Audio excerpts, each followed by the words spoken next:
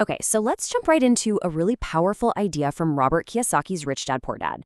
It's this idea that the truly wealthy don't just work for money, they don't even just invest it, they literally invent it.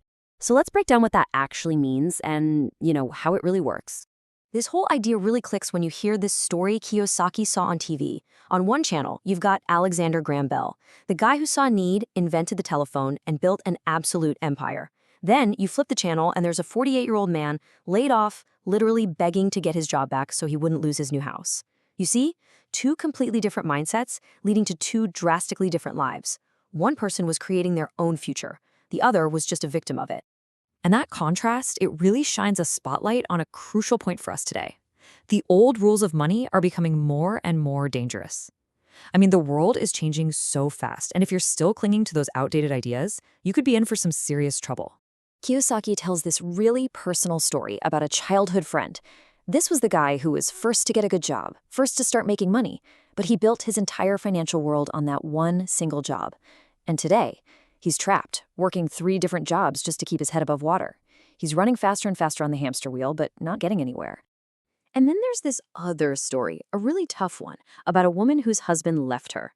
See, he had always handled all the money, and she just never bothered to look at their finances, thinking it was a man's job.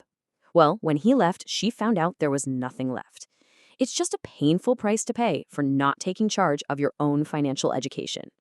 So this brings us to a really critical question, one for all of us. In a world where loyal workers get laid off in an instant, and entire industries get turned upside down overnight, is that traditional advice, go to school, get a good job, and save your money, is that really enough to keep you safe anymore? Okay, so that's the problem, but let's pivot to the solution. Because if the old way is broken, we need a new way, right? And that new way is all about learning how to invent money. Now, inventing money isn't some kind of magic trick. It's a skill. It's all about training your brain, treating it like a muscle, to see the financial opportunities that are honestly all around us. Opportunities that most people are just too busy or too scared or too distracted to ever notice. It's about creating solutions out of thin air. Because here's the secret. The real game changer. Your single greatest asset is not the money in your bank. It's not your house, it's not your car, it's that incredible supercomputer right between your ears. That mind, once you train it properly, can generate wealth that no 9-to-5 job could ever touch. Now, I know what you might be thinking. Okay, this sounds great in theory, but what does it actually look like? So let's make it super concrete. Here's a real-world example of how Kiyosaki put this whole philosophy into action during a pretty bad economic downturn. Okay, so check this out. The economy was tanking and everyone was panicking. Kiyosaki saw opportunity. He borrowed 20 grand from a friend, using 0 of his own cash, and snapped up a property that was way undervalued. Then he immediately put it back on the market, not for what he paid, but for what it was worth. And boom, within hours, the house sold for $60,000. Just let that sink in for a second. A $40,000 profit, not in a year, not in a month, in 5 hours.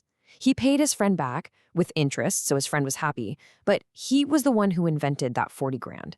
And this wasn't some lucky one-time fluke. He ran the exact same play 6 more times during that same slump. The result? A total of $190,000 in profit, all without putting a single penny of his own money on the line. He was literally creating money from his financial knowledge. And this chart just brilliantly shows the difference in thinking. To invent that $190,000 took him a few months of smart work. To save that same amount, putting aside $100 a month, well, that would take you over 158 years. I mean, which one of those paths sounds a little more effective to you? So what's the big takeaway here? This isn't just about flipping houses. Not at all. It's about a fundamental choice we all get to make in how we approach money. And it all starts with recognizing what your true greatest asset really is. You really have 2 choices. Path A is what most people are taught. You work hard, the government takes a huge chunk in taxes, you try to save the little bit that's left over, and then you get taxed again on the tiny interest you earn. Path B is totally different. You invest your time first to learn. Then you find opportunities and structure your deals to be as tax efficient as legally possible. It's the difference between playing the game and being a pawn in it. And let's be super clear, the lesson here is not go out and flip houses. Kiyosaki's thing is real estate. Your thing might be in small businesses or stocks or an app nobody's even thought of yet. The real goal is to develop the financial intelligence, that mindset, to spot and create your own opportunities. Which brings us to probably the most important takeaway of this whole thing. Your greatest asset will always, always be what you know. And your biggest financial risk? It's not a market crash. It's not picking a bad stock. It's what you don't know. Financial ignorance is what really costs people their futures. So the final thought I want to leave you with is this. Knowledge isn't just power, it's profit. Every book you read, every seminar you go to, every explainer you watch, it's all an investment in your single greatest asset. So the real question isn't if you should invest in yourself. The question is, how are you going to start building on it? Today.